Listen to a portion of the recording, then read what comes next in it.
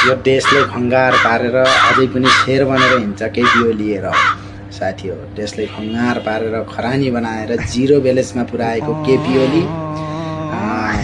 ओलीले हो।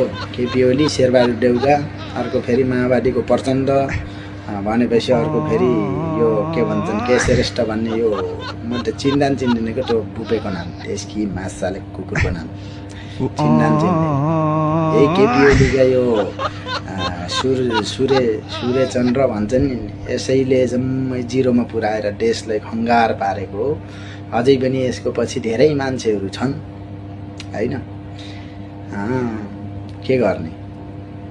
म त्यति बेला नेपालमा त्यो जे दिन तिनी गोली चल्दा दिन म नेपालमा हुन्थेँ पनि त्यो गोली मतिर चल्थ्यो पनि मैले त्यही गोली खोसेर त्यत्रा हातमा राइफल भए थिएँ केटाहरूको।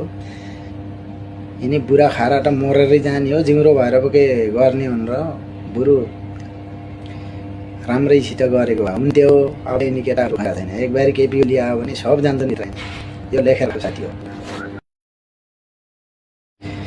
यो देशलाई खङ्गार पारेर अझै पनि शेर बनेर हिँड्छ केपी ओली र साथी हो। देशलाई खङ्गार पारेर खरानी बनाएर जिरो ब्यालेन्समा पुर्याएको केपी ओलीले हो। केपी ओली, शेरबहादुर देउवा, अर्को फेरि माओवादीको प्रचण्ड भनेपछि अर्को फेरि यो के भन्छन् के श्रेष्ठ भन्ने यो म त चिन्दिनेको त्यो बुपेको नाम, त्यसकी मासाले कुकुरको नाम चिन्दैन। यही केपी ओलीका यो सूर्यचन्द्र भन्छन् नि, यसैले जम्मै जिरोमा पुर्याएर देशलाई खङ्गार पारेको हो।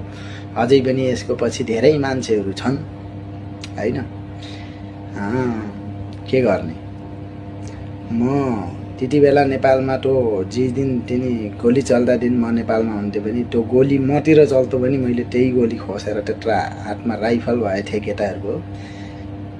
यिनी बुढा खारा त मरेरै जाने हो, जिम्रो भएर पो के गर्ने भनेर बुढो राम्रैसित गरेको भए हुन्थ्यो।